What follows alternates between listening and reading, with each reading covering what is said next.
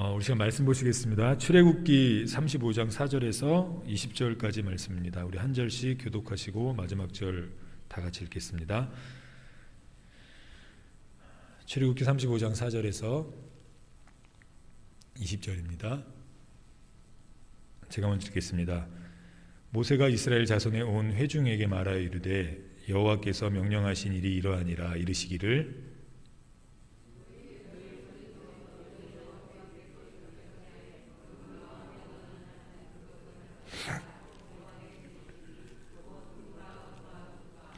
청색, 자색, 홍색 실과 가는 배실과 염소 털과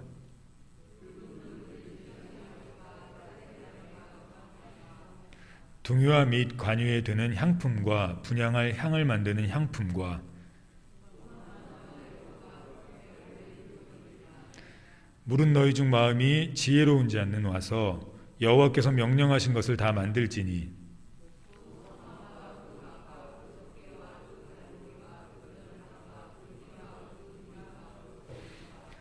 증거개와 그 채와 속죄소와 그 가리는 휘장과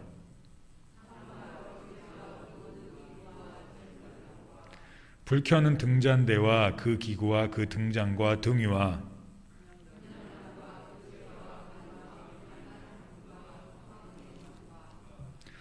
번제단과 그 놋 그물과 그 채와 그 모든 기구와 물두멍과 그 받침과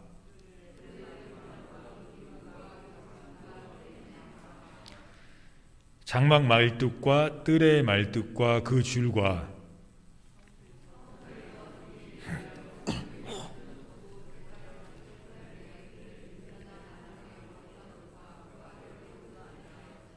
다 같이 읽겠습니다. 이스라엘 자손의 온 회중이 모세 앞에서 물러갔더니 아멘. 오늘 제목은 예배의 자리는 은혜가 집중된 곳이다 라는 제목으로 하나님의 말씀 증거하겠습니다. 지난주에 이어서 전하는 말씀입니다. 지난주에 우리가 살펴봤던 말씀은 우리가 예배할 때 어떻게 예배의 자리에 나와야 한다고 했습니까?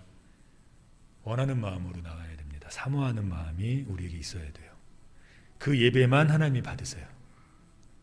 다른 예배 안 받으십니다. 우리가 원해서 사모해서 주님께 드리고자 나온 예배를 받으세요. 성경은 그렇게밖에 얘기하지 않습니다. 다른 이유 때문에 나온 예배에 하나님이 흠양하시지 않습니다. 사모하셔서 나와야 돼요.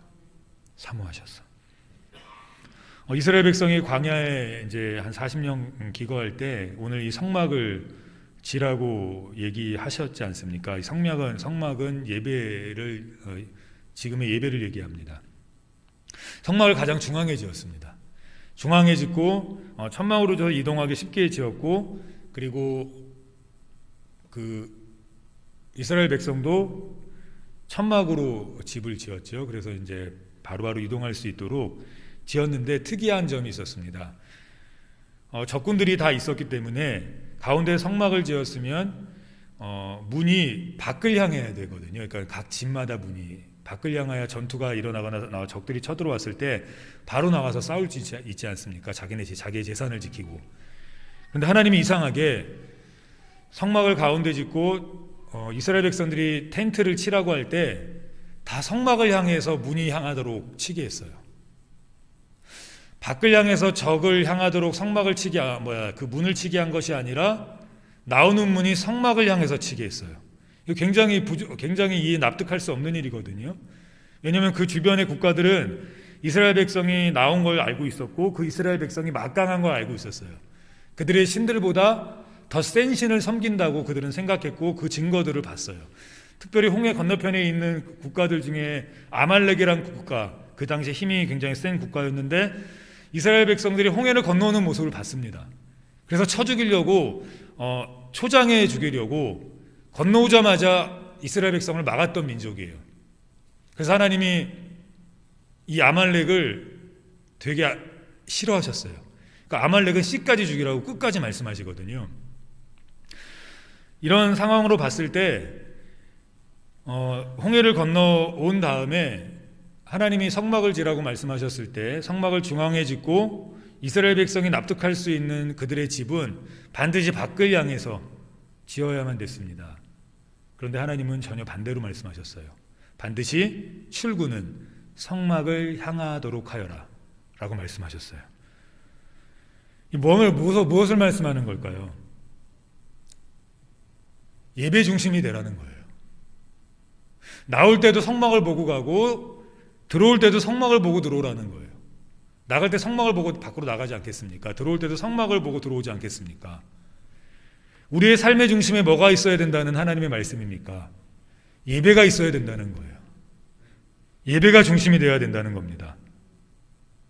무슨 일이 생길 때 사소한 일이라 할지라도 중요한 일이라 할지라도 하나님을 예배하는 것이 우선순위가 되어야 된다는 거예요. 누가복음 10장에 보면 마르다와 마리아가 예배하는 장면이 나오지 않습니까? 우리가 많이 하는 거죠. 그리고 우리가 그 결과도 압니다. 마르다는 예수님을 위해서 음식을 준비하는데 바빴고 마리아는 예배를 드리려고 예배의 자리에 나간 것이었죠. 둘 다 예수님을 원하는 마음, 사모하는 마음으로 했습니다.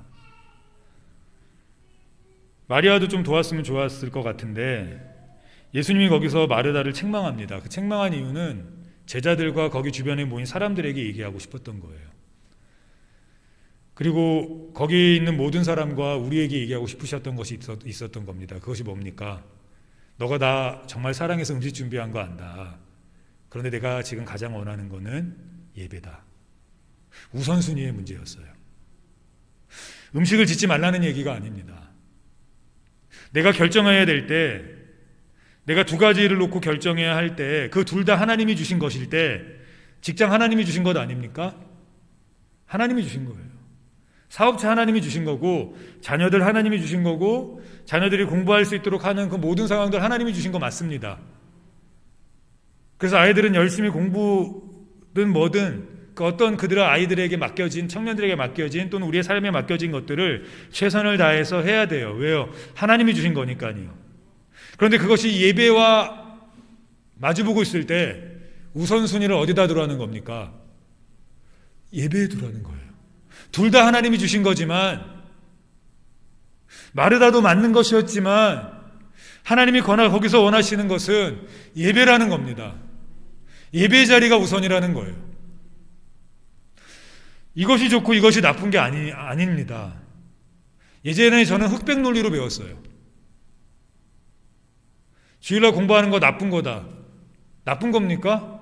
중고등학교 때 전 그렇게 배웠어요. 아니에요. 그것도 하나님이 주신 겁니다. 직장이 나쁜 거예요? 아니에요.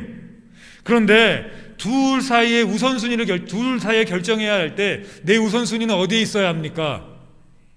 하나님께 있어야 돼요. 공부를 못해서 성적이 떨어진다 할지라도, 직장을 못 가서 그 직장에서 잘리는 경험을 한다 할지라도, 그날 사업을 조금 못해서 내 수입이 적어져서 신용에 문제가 생긴다 할지라도 하나님이 우선순위를 어디다 두라는 겁니까? 예배에 일단은 두라는 거예요. 일단은. 민수기 1장 3절에 보면 이제 나라에 징집되는 청년의 나이 수가 20세였습니다. 지금도 그렇죠. 우리 한국도. 가장 혈기왕성할 때 가장 좋은 나이에 나라를 지키라는 겁니다. 그런데 민수기 8장의 24절에 보면 하나님의 성막에서 제사의 일을 관련된 성막의 일에 관련된 청년들을 뽑을 때, 물론 레위인 중에 뽑았죠. 25살. 그러니까 이제 사회 경험도 하고 가장 더 왕성하게 사회에서 활동할 수 있는 그 나이에 교회의 성전의 중요한 일이 아니라 허드렛 일을 시작했어요. 그리고 국가의 허리에 위치해 있어야 할 책임을 질 30대가 되는 첫 번째 30세에 성막의 중요한 일을 감당했고, 그때야 이제 제사장이 될 수 있는 준비를 시작했습니다. 이게 무슨 말입니까? 나라를 구하는 막중한 임무 20살에 맡겼는데, 주님께 쓰이는 막중한 임무는 나라에서 가장 중요하게 생각되는 30대의 첫 시작을 드렸다는 거예요. 뭐 얘기하는 겁니까? 예배의 가장 중심이 되라는 겁니다. 내 삶의 허리는 예배가 되어야 돼요. 이 허리 아파 보신 분들은 아실 겁니다. 다른 데보다 허리가 아프면 일을 잘 못해요. 다리가 아프면 목발을 짚고 일할 수 있지 않습니까? 손이 아프면 이렇게 뭐 기부술하고 한 손으로 할 수 있긴 하지만 허리가 아프면 누워만 있어야 돼요. 온 신경이 허리에 가지 않습니까? 가장 중요함이 우리의 삶에 어디에 있어야 합니까? 예배에 있어야 된다는 겁니다. 예배에 있어야 돼요. 하나님이 가르쳐주고 싶었던 건 뭐냐면 나라를 구하는 것 굉장히 중요하지만 하나님이 그보다 더 중요하게 보시는 것이 있다는 거예요. 하나님이 이스라엘 백성을 불러서 내가 너희로 장자 나라를 삼겠다고 말씀하셨지만 그 하나님의 머릿속에 하나님의 이 세상을 구하고자 하는 설계 속에 이스라엘이라는 나라가 굉장히 중요한 위치를 차지하고 있었지만 그거보다 더 하나님이 중요하게 보시는 것이 있었습니다. 그것이 무엇입니까? 예배였어요.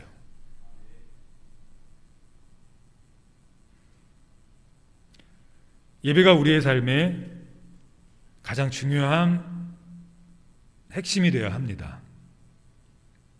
그리고 그 예배는 자원함으로 사모함으로 반드시 드려져야 돼요. 일도 사모함으로 하게 해달라고 기도하셔야 됩니다. 하나님이 주셨으니까요. 사업체도 사모함으로 늘 감사함으로 하게 해달라고 기도해야 합니다. 가정에서의 삶도 하나님 사모함으로 원함으로 하게 해달라고 기도해야 돼요. 그리고 그 무엇보다 이 예배가 사모함이 있게 해달라고 기도하셔야 합니다. 그 다음으로 말씀드렸던 것이 그 예배에는 반드시 희생이 있어야 돼요. 출애굽기 35장 5절에 보면 안 띄워도 됩니다. 하나님께서 예배를 원하시는데 마음에 원하는 자는 누구든지 나오라고 했습니다. 물론 이스라엘 백성 중에서예요. 그리고 그 원하는 자들이 누구든지 자신의 것을 가져다가 여호와께 드릴지니라고 얘기하고 있습니다. 그 모든 것을 드리는 마침의 21절에는 거기에 자원한 모든 사람들이 회막에 지을 모든 쓸 것들을 위해서 재물과 옷들을 가져다 바쳤다고 얘기해요. 드림이 있어야 한다는 것이었습니다. 드림이 없는 예배는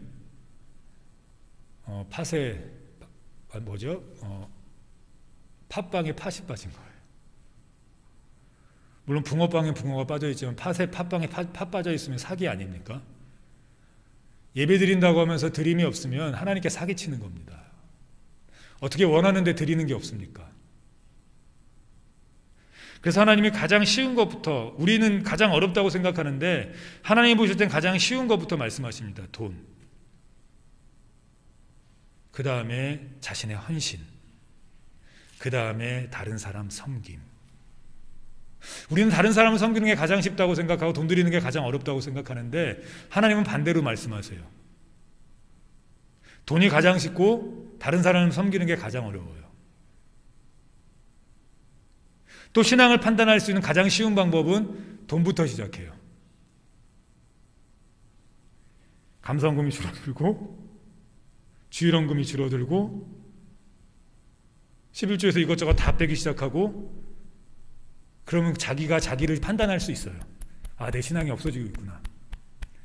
그것을 시작으로가 아니라 그 증거를 통해서 더 깊숙이 보면 직분에 대한 회의가 내 마음에 가득 참을 보게 됩니다.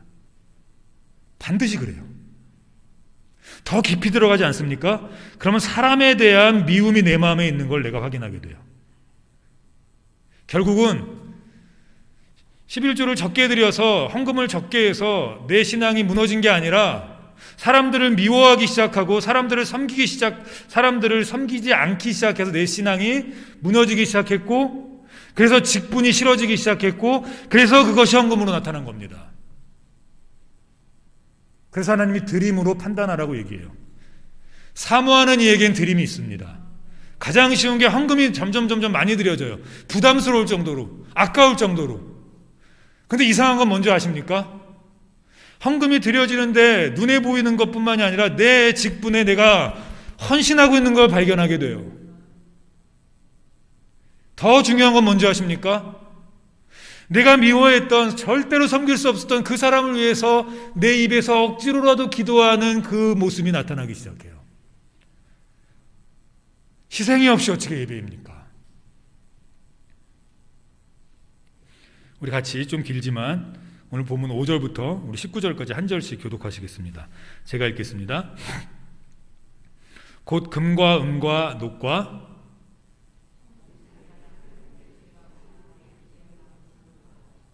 붉은 물들인 숫 양의 가죽과 달의 가죽과 조각목과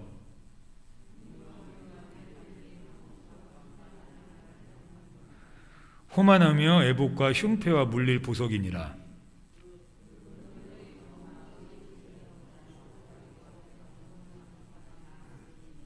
그 성막과 천막과 그 덮개와 그 갈고리와 그 널판과 그 띠와 그 기둥과 그 받침과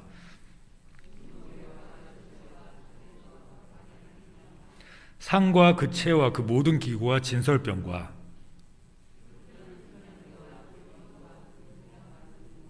분향단과 그 채와 관유와 분향할 향품과 성막 문의 휘장과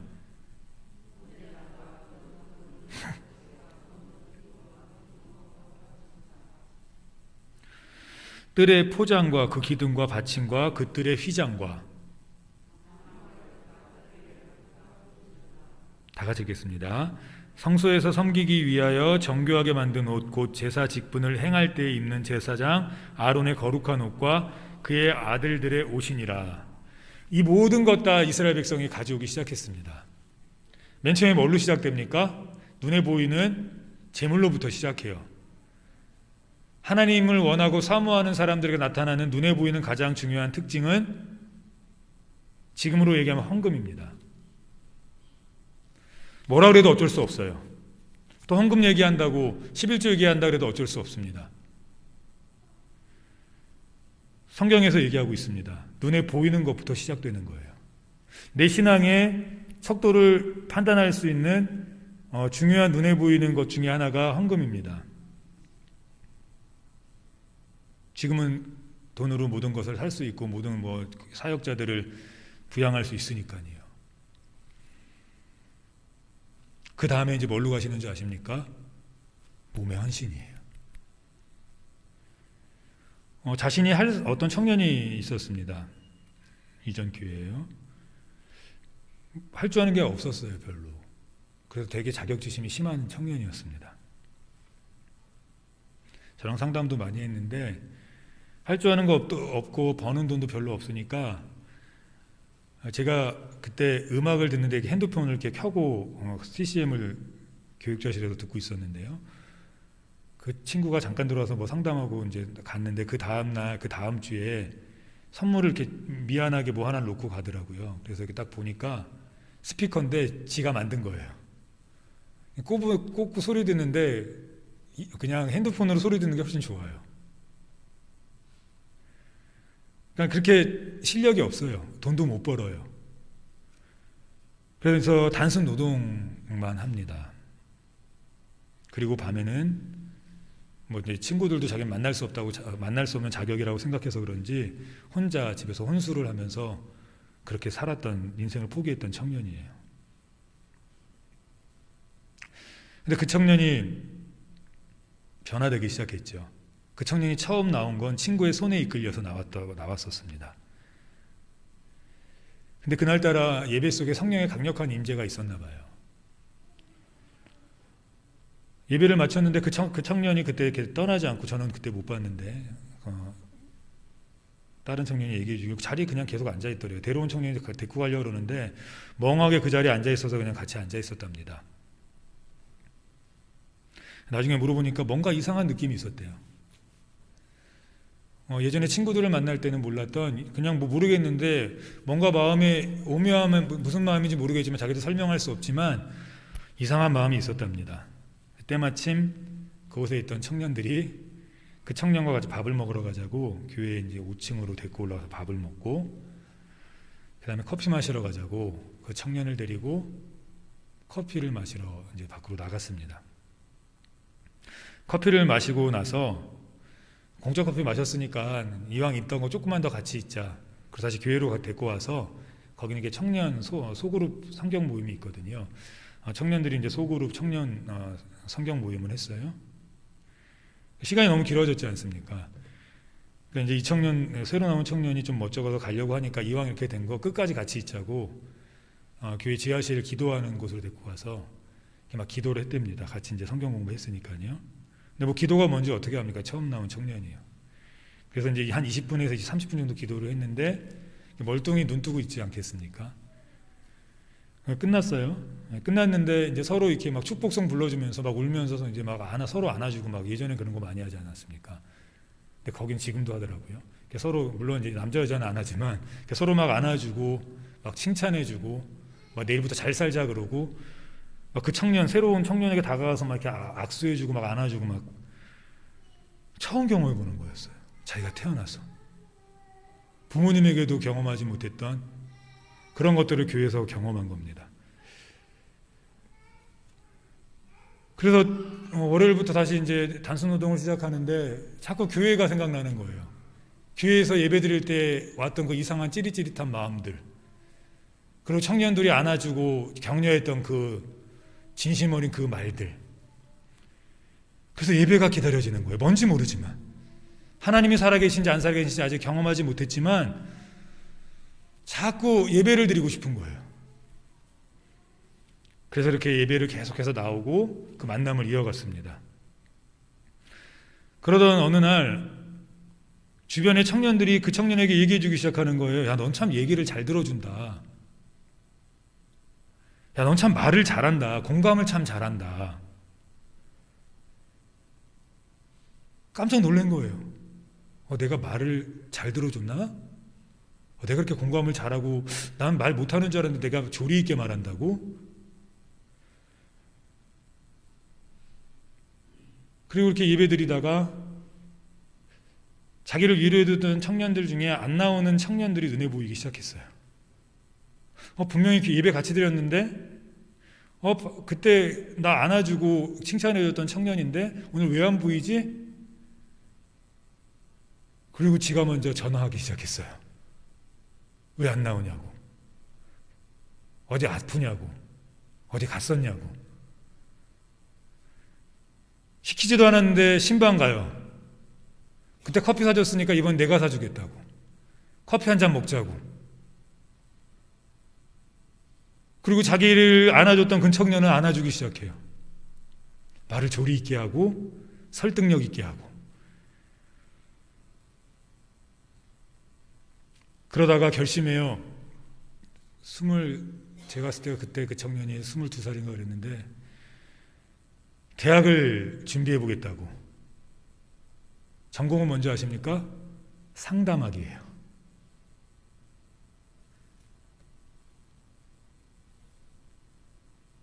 어떻게 이 자신의 은사를 발견했습니까? 예배를 사모하고 그 예배 속에서 빈 자리를 보면서 자신을 드리다 보니까 자신의 은사를 하나님이 발견하게 하신 거예요.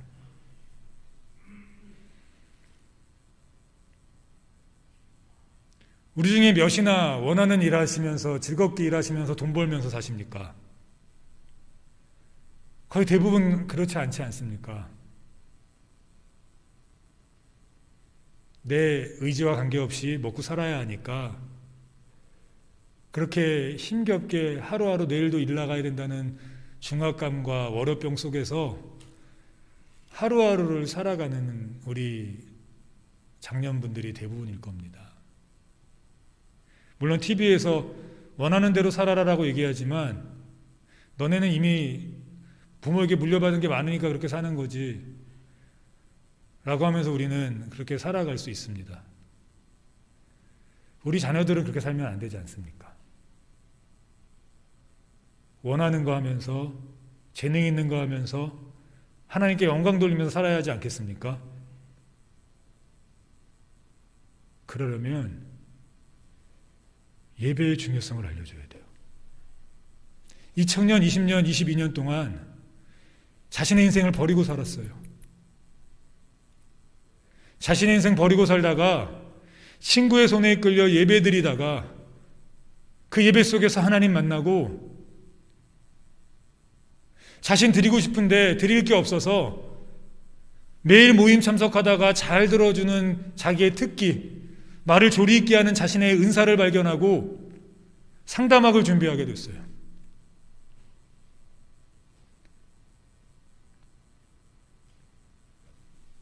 지금 졸업했습니다. 지금도 가끔 문자 연락 옵니다. 1년에 한 두세 번. 그리고 자기 돈 없다고 생일 때는 커피 쿠폰 하나, 저 어디 직장에 준비 중입니다. 기도해 주세요. 뭐 이런 말들. 얼마나 멋있고 예쁜지 몰라요.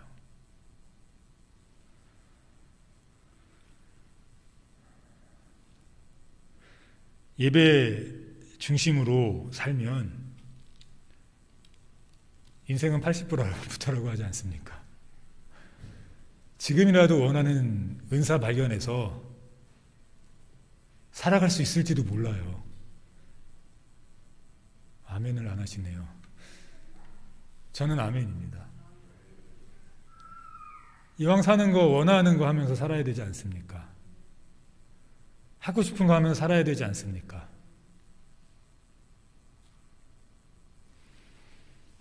저는 목사가 제가 원하는 건지 몰랐습니다. 그래서 도망갔었습니다. 끝까지 안 하려고 했었습니다. 그래서 여기 있을 자격이 없을 정도로 삶을 살았습니다. 그런데 예전에 제가 8살 때 이런 얘기를 했다 그러더라고요. 나는 커서 목사 될 거라고. 10살 때도 목사 될 거라고 그랬다 그러더라고요. 그걸 기도하는데 하나님이 다시 깨닫게 해주셨어요. 아, 내가 가야 될 길은 결국 목사구나. 죄 많은 인생이지만 남들에게 손가락질 받을 수밖에 없는 흠수성이지만 주님 쓰신다고 하면 여기서 즐겁게 살 수 있겠구나 라는 생각을 하게 되었습니다. 예배를 사모함으로 드리다 보면, 그리고 예배를 사모함으로 드리다가 빈 곳이 발견되어져서 아, 내가 저곳에 가서 내가 저 일 감당해야지 하고 여기저기 찾아 나를 드리다 보면 혹시 어떻게 합니까? 하나님께서 내게 정말 맞는 은사를 찾아주실지, 그거 지금부터라도 시작하게 하실지. 우리 출애굽기 35장 31절 같이 읽겠습니다.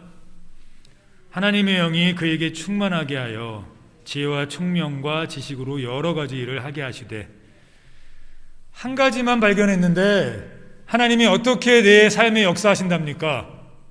여러 가지 일을 하게 하신대요. 한 가지가 아니래요. 맨 처음엔 내가 할 수 있는 것이 아무것도 없어서 한 가지만이라도 내가 주님께 드려봐야지 했는데 하나님이 여러 가지를 주셨어요. 뭐 하니까요? 예배하니까요. 성막 하나 짓다가 나 그래 요것만이라도 한번 해보자. 하나님이 요거 원하시는데 나 요거 조금 할 수 있으니까 나 요거만이라도 한번 해보자고 하나님께 정말 다 해서 드렸더니 하나님이 여러 가지 능력을 주셨어요. 예배의 은혜가 집중됩니다. 심지어 그 예배를 사모함으로 드리다 내가 하나님께 헌신하기 시작하면 하나님이 내 은사 하나만 발견하게 하시는 것이 아니라 하나님이 여러 가지 잘하게 해주세요. 여러 가지 할 수 있는 능력을 주세요. 내가 여러 가지 못하면 하나님이 여러 가지를 미리 해놓으세요. 이거 은혜 아닙니까? 이거 능력 아닙니까?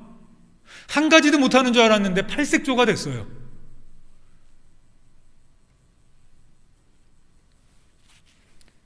예배 포기하지 마십시오. 예배 포기하는 순간 인생이 포기됩니다. 반대로 끝까지 예배 포기하지 않으면 포기했던 모든 것들을 하나님이 살려주십니다. 내 능력이 없어서 포기했던 사업체, 내 능력이 없어서 포기했던 인간관계, 내 능력이 없어서 포기했던 자녀 양육, 내 능력이 안 돼서 포기했던 남편과의 아내와의 관계, 하나님이 여러 가지 은혜를 부어주세요. 그 시작이 뭡니까? 예배예요.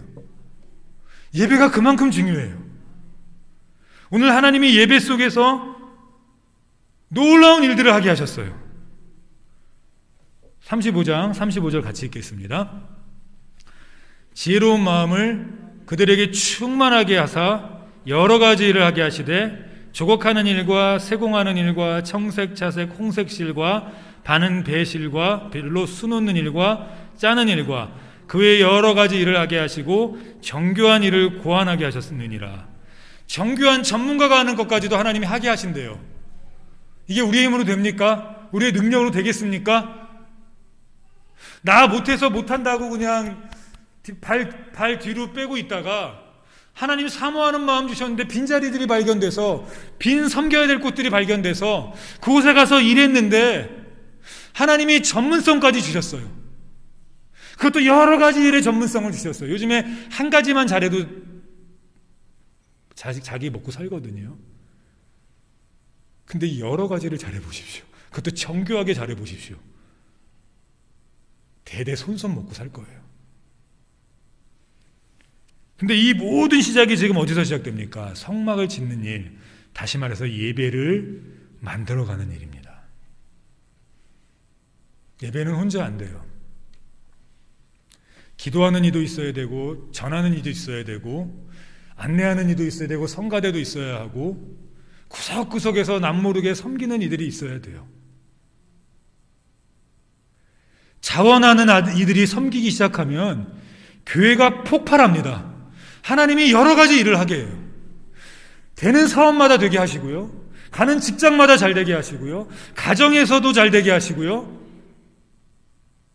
나는 부모로서 자격이 없다고 생각했는데 부모로서 자격 있게 하시고요. 나는 사업을 할 수 없는 사람이라 생각했는데 사업 체질이 되게 만드시고요. 그것도 정교하게 하게 하세요. 이 은혜의 모든 시작 어디서 합니까? 예배예요, 예배.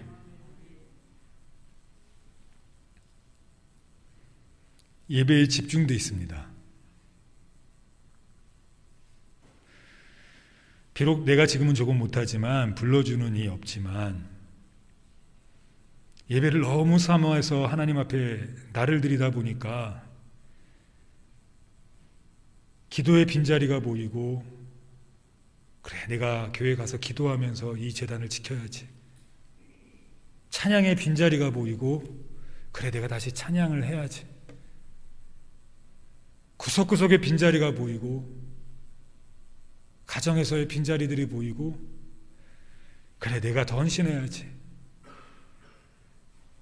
그럼 하나님이 그냥 놔두시지 않습니다. 반드시 내 길을 인도하세요.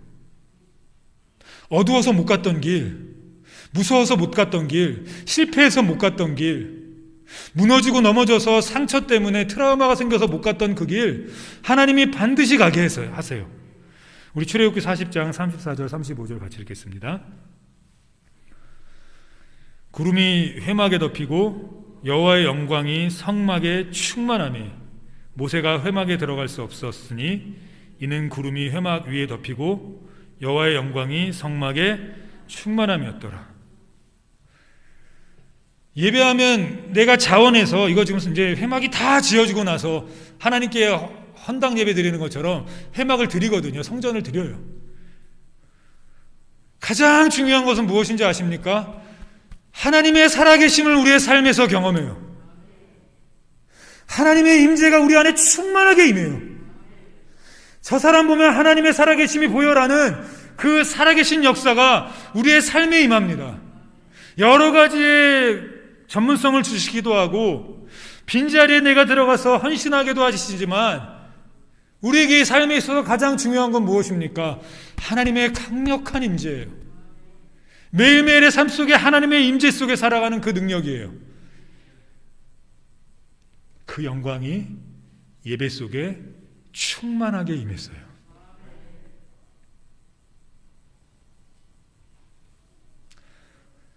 어떤 고등학생이 중학교 때까지 신나게 놀다가 이제 다급함을 느꼈던 것 같아요. 그러다가 어떤 찬양 집회에 갔습니다. 그 찬양 집회에서 어려서부터 교회를 다녔던 학생인데 그 찬양 집회에서 하나님을 만났어요. 그리고 고등학교 1, 2, 3학년 단 한 번의 빠짐도 없이 그 찬양 집회를 참석했습니다. 그러다가 우리 교회도 찬양단이 있었으면 좋겠다. 그래서 찬양단을 막 지 혼자 막 가서 우리 찬양단 하자 해서 찬양단을 만들고 주변에 있던 친구들 불러서 반주 잘할 수 있는 애들 반주를 막 시키고 그러면서 함께 기도하면서 찬양단을 만들었어요. 제일 중요한 건 뭐냐면 꿈이 생겼어요. 인생의 방향이 생겼어요. 나 이거 해야겠구나. 나 이거 해야겠구나. 그 무엇보다 가장 중요했던 건 자기가 살아생전 처음으로 하나님의 은혜를 경험했다는 거예요. 하나님의 임재를, 하나님의 살아계심의 그 뜨거움을. 그랬더니 모든 게 달라 보이더래요. 우리에게 가장 지금 필요한 건 하나님의 임재입니다. 하나님의 뜨거운 역사예요. 근데 그게 언제 시작됩니까? 기도할 때도 우리가 하나님을 만날 수 있고 찬양할 때도 우리가 하나님의 임재를 경험할 수 있지만 그 은혜가 가장 강력하게 임하는 게 예배입니다. 그래서 예배의 자리를 포기하면 안 돼요. 예배의 자리에 나오실 때 억지로 나오시면 안 돼요. 예배의 자리에 나오실 때 다른 것과 비교하다가 나오시면 안 돼요. 예배가 가장 우선입니다. 예배가 가장 원함이 되어야 돼요. 사모함이 우리 안에 있어야 돼요. 그럼 하나님의 임재, 하나님의 역사, 하나님의 그 전문성, 하나님의 그 여러 가지 일하게 하심이 우리에게 한 번에 부어져요. 하나님의 관심은 예배에 집중되어 있습니다. 그래서 예배하는 자들을 찾으세요.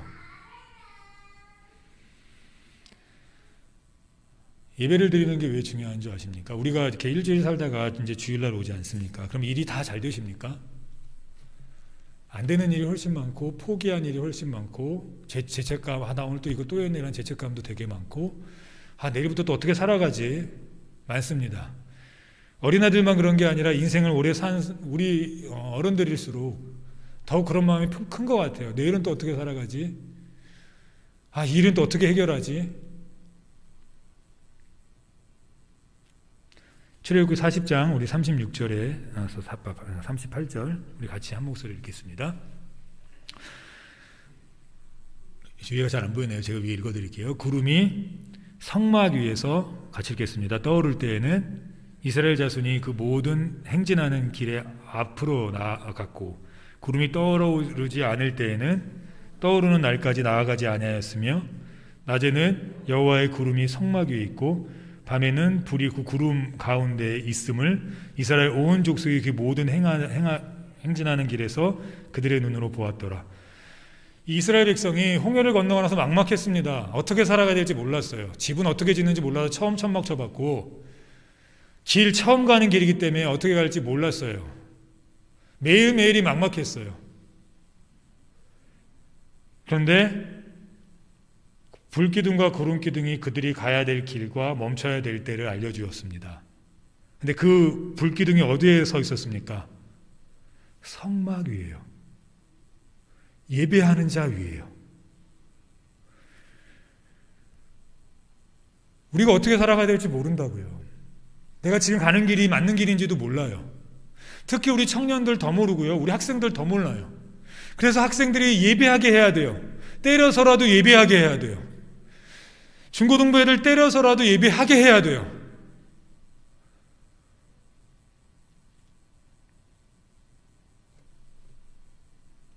그러지 않으면 안 됩니다. 그래야 자신이 가야 할 길을 하나님이 보여주세요. 확증하여 보여주세요. 부모가 다 맞습니까? 그 SK 원장 가지고 이혼 소송 중인 그 나비 그 뮤지엄 그 분도 예수님 지금 잘 믿는데 자기가 지금까지 일생의 가장 큰 실수는, 죄송합니다, 부모의 말을 들은 거래요. 부모의 말 듣지 말래요. 이거 무슨 말입니까? 부모의 말 안 들어야 됩니까? 그 말이 아니죠. 부모도 앞길을 몰라요. 그냥 세상이 최고로 좋다는 길 가라고 하는 거예요. 근데 그게 그 인생을 망쳤어요. 부모님이 사과하더래요. 그 재벌 밑에서 살아난 그 엄마가 사과도 미안하다고. 내가 네 인생 망쳤다고. 우리가 아이들의 삶을 결정할 수 없습니다. 우리가 우리의 삶을 결정할 수 없어요. 이 길 가라고 얘기할 수 없어요. 그 길 가라고 했는데 그 아이 거기서 죽을 수 있어요. 인생 망칠 수 있어요. 내가 최고라고 생각했던 길이 그 아이를 죽이는 길이 될 수 있어요. 내가 지금 최고라고 생각하고 가는 내 삶의 길이, 내 사업이, 내 직장이 나의 인생과 나의 신앙을 죽일 수 있어요. 누가 그 길 보여주십니까? 하나님이 보여주세요. 하나님이 가르쳐주세요. 근데 그 구름 기둥이 어디에 서 있었습니까? 성막 위에 서 있었어요. 예배 위에 서 있습니다. 오늘 예배하다가 길을 발견하십시오. 오늘 예배하다가 아픈 병을 나을 수 있는 길을 발견하시기 바랍니다. 오늘 예배하다가 가정의 문제가 회복되는 길을 발견하십시오. 오늘 예배하다가 직장의 문제를 해결하는 길을 발견하십시오. 오늘 예배하다가 가정에 문제가 있거나 남편과의 문제가 있으면, 아내와의 문제가 있으면 헤쳐나갈 수 있는 길을 발견하십시오. 하나님 반드시 보여주세요. 예배를 통해서 보여주세요. 저는 그 은혜가 우리 성도님들에게 있기를 간절히 축원합니다.